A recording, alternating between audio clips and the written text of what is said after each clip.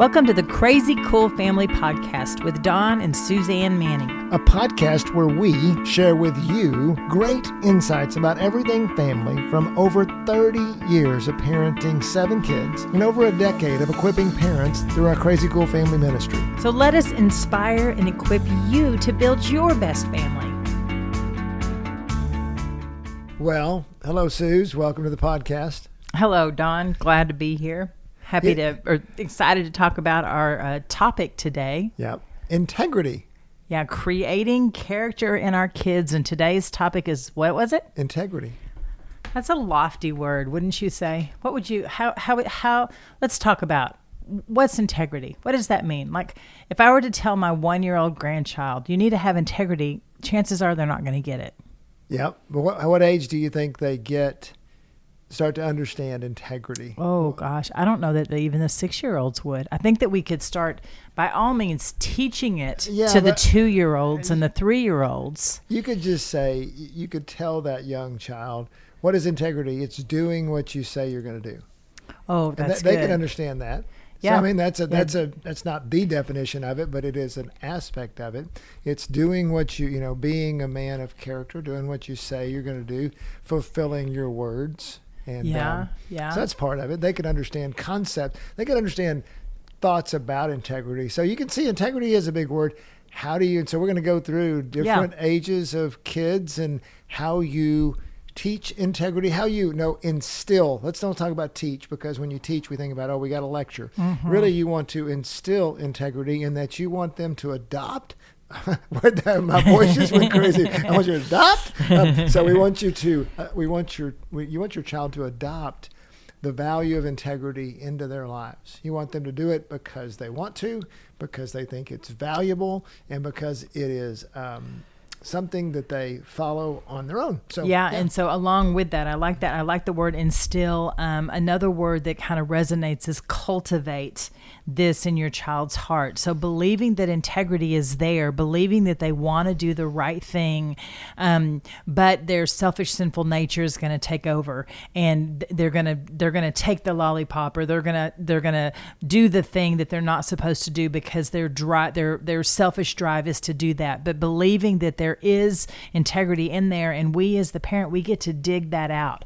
We get to show that, we get to water it, and we get to prune it a little bit, and we get to watch it grow and flourish. And so think about that. What does it take to cultivate integrity in your child's heart? Because let's start with a question. Do you want your child to have integrity? Or I like the word integrous. Do you want your child to be integrous? She was saying that before we started. She was actually was like, is that a real word? She was so proud of herself. So Proverbs. I can't spell it, but I looked it up though. It's a real word. Proverbs 10:9 said, whoever walks in integrity walks securely. I think that's so cool that you think about our children walking securely, but whoever takes crooked paths will be found out. If you go to Psalm, let's see, I think it's 101 here. I will be careful to lead a blameless life. I will conduct the affairs of my house with a blameless heart. And so, those are just, so we want and so they're taking the word blameless with integrity, because another version would say integrity. And so to think about that for a second, because I want to just to use some different words to explain integrity. So blameless would be one of them. That's good.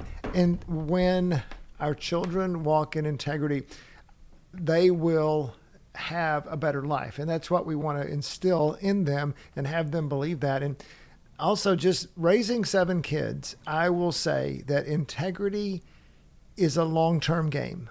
It's especially in the younger ages. There's a lot of things that parents freak out about, that it's like, I want to tell you, this too shall pass.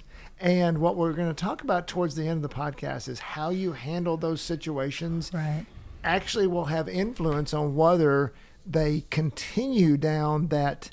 So if the word is integrous, what's the opposite of integrous? If they're unintegrous, are they disintegrous? I don't know what that. I mean, like that. Yeah, that's exactly right. Is there blameless, full of blame? And what we're going to talk about towards the end is, the way you respond to some of those situations can actually have an influence on the path they take. If they're going to be integrous, or if they're going to be whatever the opposite of that is, unintegrous, we're going to call it, and or disintegrous. And so we're going to talk about that a little bit. But first of all, I want to go back to the first thing I want to say about teaching integrity is, and parents, you're probably not going to want to hear this one. I mean, I know I never do, but integrity, I think, starts with example. It starts with who you are. So if you want to teach, if integrity is a high value for you, so and a part of integrity, for example, is lying, is not to lie. Well, so lying is a high value for me, and there was a high value in my parenting. Well, guess what? If I were to lie, then that's going to teach my kids to lie. We know that, but I mean, having integrity in your relationships and what they see, because kids see everything in the home, and so they can tell if you're not being integrous. We're just using that word all the time. And then we're not being integrous in the home, and so then that's going to be the first start towards a downfall if that's happening, right? Absolutely, because they're watching your actions, they're listening to your words, they're seeing what you're doing, and so if you are not, if you are being blameful, if you're not being blameless, I'm just trying to think of some examples. Well, just think about this. Like if you said, hey, son, we're not telling mom about that. Yeah. I mean, and we do that. We think about doing it all the time. Just mom doesn't like when we eat that candy bar. So we're just going to kind of sneak it over here, and we're not going to do it or whatever. Cause she gets mad when that happens. Well, you are when you're teaching the child to say, hey, when things are difficult, let's make it a little turn. And again, if you've ever done that, I've done it. I mean, it's your child's not going to hell, and you're not either. But right. It's like it's just those things that's an example, all the way to where if you're just the way you treat other people in the family. Maybe you don't say things. Maybe they see that you could have said something, but you didn't confront a situation or whatever. Guess what? They take notes of that and how you're dealing with the conflict. Yeah, the example that comes to my mind is like running a red light, because it's in motion. You're supposed to stop at red lights, and don't get me wrong, I've run plenty of red light. I've got more tickets than anybody else in the whole family, and so I am definitely am not integrous when it comes to certain things like that. But once again, our kids are watching us. And so now my kids think, oh, I can run a red light. And it's like, no, you can't run a red light. You can run a yellow light. And so then let's back up and talk about it in kind of in context. Your kids will, it's not that because I don't want parents to think I have to be perfect. Right. That's not it either. It's really it's not about perfection. It's about direction. Is the direction of your life integrous? Again, using that word, is it? And overall, because, it's almost like if you try to be perfect, then a lot of times we try to hide things from our kids. I'm only going to run that red light when they're not in the car, and, I'm going to act differently or whatever. And it's like, I don't want parents to have that attitude either. It's like, it's got to be mostly that way. Well, and I'm glad you said that, because isn't one of the, I don't know if it's an official definition, but one of my understandings of a definition of integrity is what you do when no one's watching. Yeah. And so what is it? What is your behavior? What is it? Are you hiding things? Are you being sneaky? Are you and I think being sneaky is a thing that really does show the example of disintegrity or whatever. I should have looked it up before what the opposite word is, but it's like, because if you make mistakes, just bringing things into light is I think an incredible example of integrity, of that, because you're willing to face the music. It's not about perfection, but if we mess up, we're willing to say, hey, I messed up, and I want to have integrity, and I didn't have it there, and so I got to go make amends for it. Yeah, exactly. So let's define some integrity. Let's look at one of the things I think about is the quality of being honest and having strong moral principles and moral uprightness. And so to think about that. I think that, we talk about this a lot in our culture, but I think unity is a part of integrity. that when you are honoring to others and you want to build unity instead of being divisive, that's a example of integrity. Yeah, I think so too. And then maybe I love that. And two, another one is just to take the root of the word and just put your integrity. You're putting good into the situation. You're putting good into being principled, working off of values instead of just feelings. Not that, again, feelings are good, but when we let feelings drive us, we tend to make poor decisions from an integrity standpoint. They're not consistent. And so, I think that according to the principles, hopefully the principles of God's word. And so that's another way that I think about integrity of definition of it. What else do you think? Yeah. And I think that even it's in the heart. That's where we're cultivating it. That's where it grows, and who lives in our heart. When we ask Jesus into our lives, he lives in our heart. And so Jesus is the king of integrity. Jesus is going to give us that integrity. He's gonna be the one that helps us have that integrity. And so if your child has not been saved yet, if they've not asked Jesus into their heart, then you're gonna have to work a little harder to cultivate integrity, and you're gonna have to, as we said the word earlier, teach it by example and with your words, because they don't have what it takes to have it yet, but the goodness in them that God wants to give us is there, and they want to be integrous. So let's talk. Let's talk about then, how do you crazy cool parent that, and how do you crazy cool parent integrity? How do you teach? We talked about modeling integrity. That's good, and then you talk about teaching integrity. We've talked about different things. There's so many things. It's a big word. I mean, you can, humility, security, all these things are a part of it. But how do you? So even talking about with little kids, how would you say, Suzanne, that we would? You're sitting in front of that parent. They're like, how do I teach integrity to my 3-year-old, 4-year-old, 5-year-old? How do I make it simple enough they can understand to go forward? And especially when they're doing a lot of things that are not integrous, lying, or they're taking things from their sibling, or they're, doing things that don't show the character we would like. Yeah, and so I think that you've got to kind of break integrity down and understand what are some of the fruits of integrity, or what is it that is integrity. And so you mentioned it, honesty is one of them. And so if you're teaching integrity, then then honesty is a very big part of it.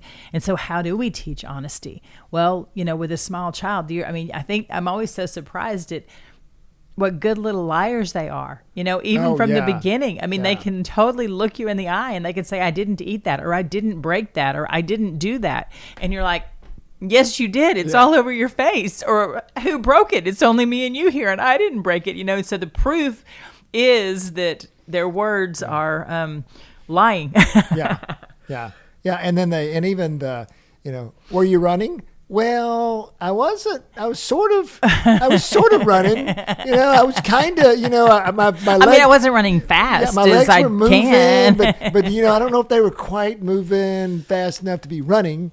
Just the things that they do just to try. And really, it's so driven. So much is, I think one of the things with little kids is, the good news is you can see their motivations clearly. Sometimes when they get older, it becomes a little bit clouded, but you can, kids are pretty simple. And so a lot of times they, don't want to get in trouble. Yeah. They want to please you. Yeah, if you're getting to the core of lying, at the honesty part, yes. Well, even with integrity, and they're saying, I want to do a certain thing, but I want to appear like I'm another person. Oh, that's good. Isn't that integrity, or lack of integrity? Yes. When we want to appear like something, we want to appear like a good big brother, but we don't want them to play with our toy.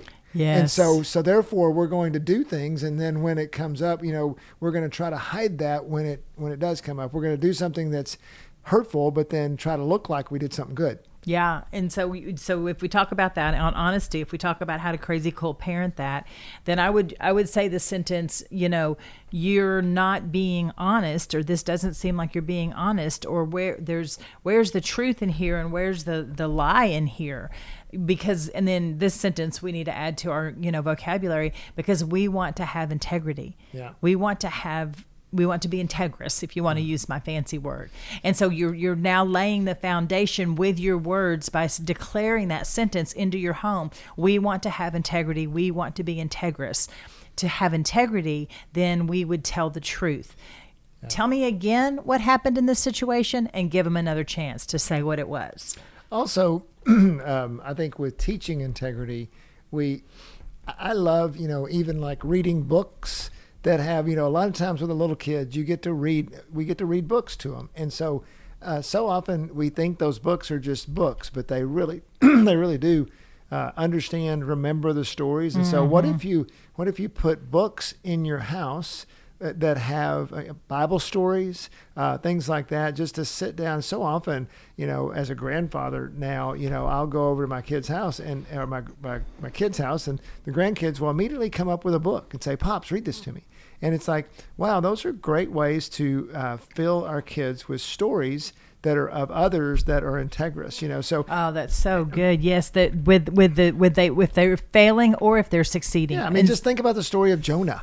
Or something like that. You're reading the story of Jonah in the belly of the whale, and you're talking about, man, Jonah, and then you kind of can do some comments to it that, wow, Jonah didn't really have a lot of integrity, but then he eventually did the right thing. You That's can good. Even talk about how God continued to forgive him and helped him get back on the right path. Things like that.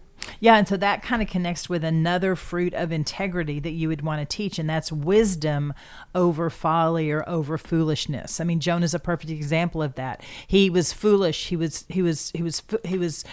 selfish. He was sinful. He was all the things, but eventually he decided to follow the Lord and do what the Lord said, and he went to Nineveh and he obeyed, if you will. And so, but wisdom over folly. And so I think that with our kids, knowing that they're childish and they're foolish, and with that you get an incredible opportunity to teach integrity. It's a great example. Instead of being frustrated with their foolishness or their childishness or their selfishness or their sinfulness, look at it as, they don't know what they don't know, or maybe they even do know, but I get this opportunity to take this example that they have now presented with me to teach them about integrity. What's the right thing to do in this situation? And I know that, one of the things I was taught as a younger parent is to look for situations to bring not just what people did wrong, but what they did right. And so, maybe we were, maybe in a situation, you see someone like, you see a brother helping a sister, or, a teammate helping each other, and just pointing that out, not like, see what he did. You don't do that. That's not what I'm talking about. I mean, like, wow, did you see how that was?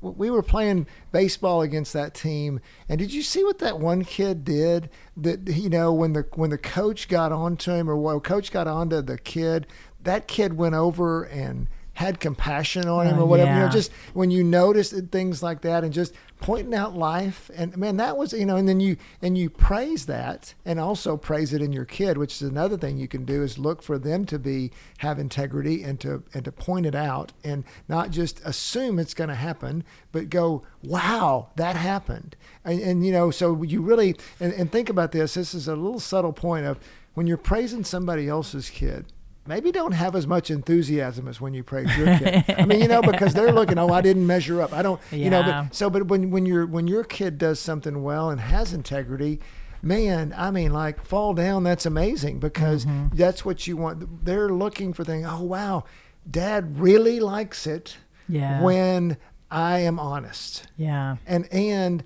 we'll get into that in a minute, but I mean, but about the other side of that, about handling the negative situations, but man, when I'm honest, so many times when our kids do things of integrity, we just kind of skip over them, and so they don't really feel like that is valued. Well, if you're going to teach integrity, one of the things you do is you say, wow, that was amazing. And so they think, I want to do that again, because I like that feeling of praise from my mom and dad. Yeah, that's good. And in there, you said something about that ties to the fruit of like humility. You said a player did something really good, and to encourage your child to notice that and say something good about that whole scene. And so that's part of integrity as well, is to have humility. There's so many times our kids are like, did you see me? Did I do that? I did it better. I'm the winner. I'm going to do this. And it's like there is an element of integrity there that it's like, yes, you did great. What did the other people do? Take your eyes off yourself, look at others, build others up, and encourage others. That's a beautiful piece of integrity as well, when we're not thinking so much about I'm the winner, I'm the one, and it's what's happening with others. Can they be the winner too? What would it look like? And so that's another one. And I have one more that I think is so good. It's to have peace internally and externally. That's what integrity does for us. And the example I have is, have you ever been speeding before and you pass a police officer? And all of a sudden, my heart starts racing 100 miles an hour, and I get a little sick feeling in my stomach, and I think, I deserve to be pulled over. I was speeding, and so to have our children get tuned into that feeling when they've done something wrong, and to pay attention and bring that up. And so obviously and they want peace because I was just going to say, obviously they are not driving, but. Well, and what I want to say as an example is, and this is where we want our kids to go, and this is where we want us to go as well. So literally there was a point in time in my life, 20 years ago, probably 25 years ago, maybe, is that I said, you know what? When I drive, I speed, and I don't have peace when I drive because I'm anxious looking for policemen. Mm-hmm. So I made a choice. And this is a great example because I don't know that I can clarify other choices I've made in my life like this, but there was a time I said, you know what? I'm not going to speed very much anymore. I can't say I don't speed, but I don't speed, but I'm just not going to go 10, 15 miles an hour over the speed limit because I'm going to have peace when I drive. Okay.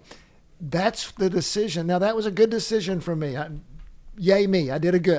Right, It's worked out in my life, but I'm just saying that's what we want to guide our children to making their own decision. And as we look at this, I want to talk about and how we handle. So we're talking about teaching. We talked about example. Yeah. We talked about teaching. Now I want to talk about, as we finish, I want us to talk about how we handle the adverse situations when they don't show integrity, and how we can use that to help guide them well towards making better decisions with integrity. So, yeah, so like, and how, because, okay, let me give you an example of, and basically overall, one big point is no matter what, parents, don't freak out. Yeah. If you will, no matter what they come to you with, if you can remain, it doesn't mean you don't have to, you can't be firm. It doesn't mean all this.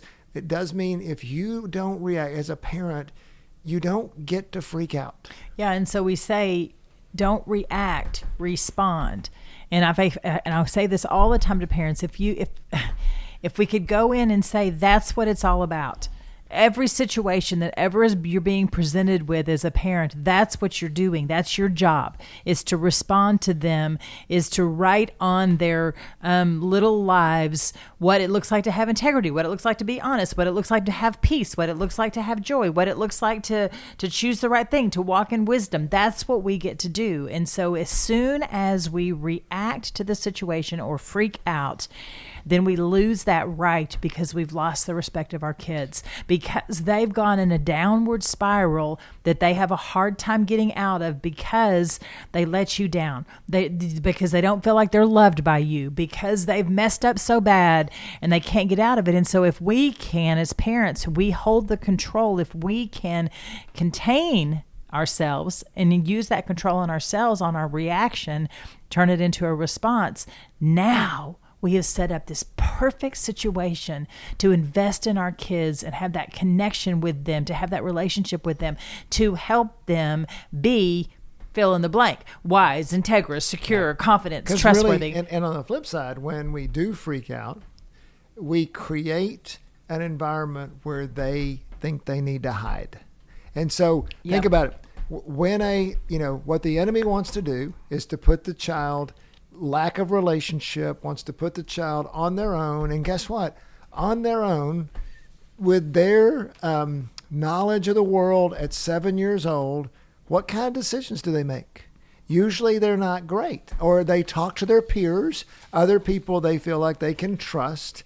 And what are they hearing over there? Probably not the best advice. But you would say, wow, if my child came to me, we could talk about it and I could give them great counsel because I've been there, done that, and I know the scripture and I know all this. But when you freak out, you actually create an environment where your child is going to hide from you and not bring things into the light so you can guide them.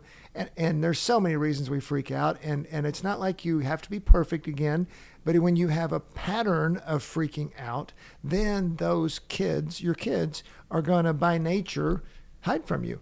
Yeah, and so how do we not freak out as parents? Yeah. Because we're fully invested and our kid messes up and we're embarrassed and feels like life's going to end and what are our friends going to think or what are our parents going to think? And so how do we flip that? There's so much to that, I think. But I mean, let's just start with that you see, it's great to see that you're freaking out is really damaging to the relationship and damaging to help them get where you want to go. So that's, so by that right now, before you're not freaking out right now, you're just calmly listening to a podcast. Yeah, exactly. And so go ahead and put that into your brain right now.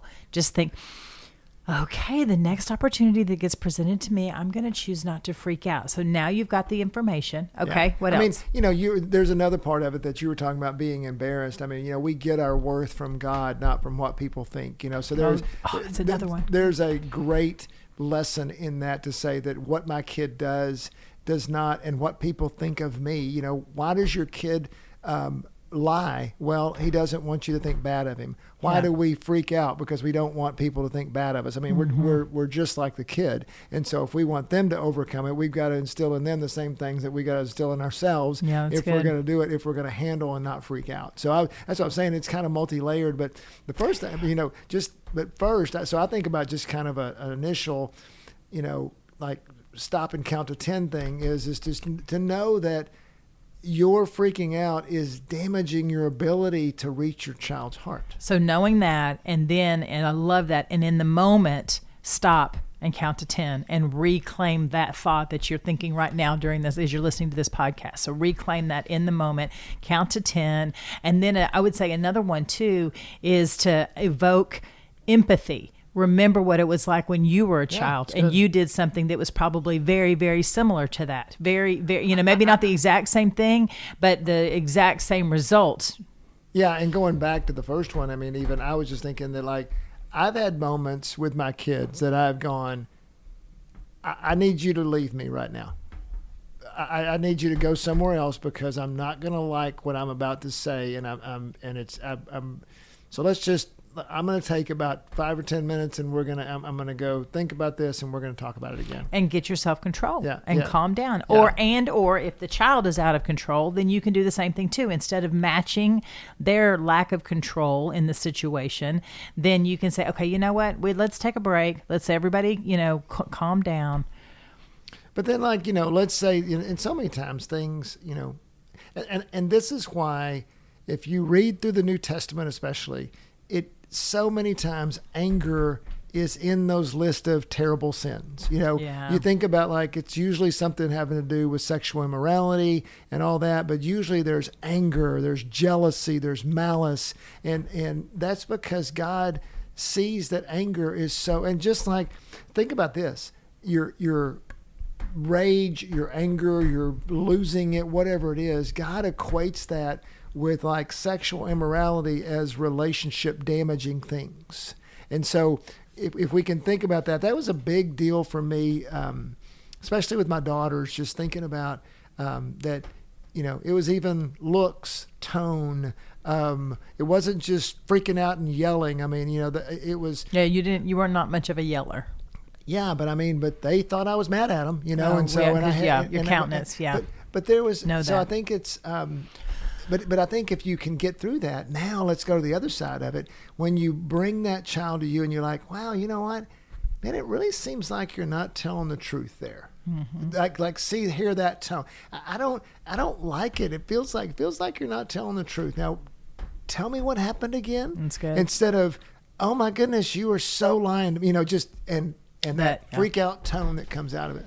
And so I wanted to say something as we wrap up the response, like the negative, angry response. Hopefully we've said that enough and you understand that. But once again, going back to we don't expect you to be perfect. We are not perfect. We messed up more than we didn't. But how we reclaimed it and have an incredible relationships with our children is we used the superpower of forgiveness. Mm-hmm. And so we would go in, I'm sorry, I messed up. I was out of control. I was overtaken with emotions and I was worried about what people were going to think. And it was wrong. And I put that in front of our relationship, and our relationship is more important than anything else. And then I can't even begin to tell you how many times I told, each one of my children there's nothing you can do that's going to make me not love you. I think as we wrap up too, there's that you just said something. I think it kind of brings it into a kind of a summary for me of how you handle those situations, and it really comes down to two things. Is one, over time we freaked out less, and there was a direction in our lives. I think for both of us, we both had our triggers and we both had things, but we made a habit of freaking out, of realizing the value of not freaking out, so that we got better at it over time. As you will, and parents, you can too. It's available to all of us. And then the second thing is that we adopted the value of when we did freak out, we asked forgiveness and we reconciled the relationship. And so what that does, when you can do those two things, and if you take anything out of today, maybe those are two things to take away, that when you can do those two things consistently over time, you create this environment where now your child feels safe to bring up those things where they don't exercise their integrity. And over time, you can help them to exercise it more and have more self-control. Yeah, that's good. And so I think about, when it comes to integrity, how integrity is taught most of the time is going to be through their failures and their shortcoming. That's just where it's going to be taught. But like Don said, just to reiterate that again, when they do something right, they do something integrous, then say that, then bring that to attention. And so I just want to wrap it up with the story of the woman that in the Bible that was caught in adultery in John 8, and Jesus, how he responded, how he responded to the accusing crowd and how he responded to her. He did it with kindness. He didn't yell at the accusing crowd, "You losers, you're a bunch of sinners and you have no right to throw these rocks." And he didn't say to her, "You tramp, you loser." He said it all with kindness. And so I just want to encourage you to, as you teach integrity to your children, the avenue of kindness is what is going to make them desire to have integrity. They're going to want to be integrous because of your kindness, because kindness leads to repentance. And you've learned a new word today, integrous. So have fun. And so hope you enjoy this. Have a good, wonderful time with your children, teaching them integrity. And we love you. Go be crazy parents, crazycoolfamily.com.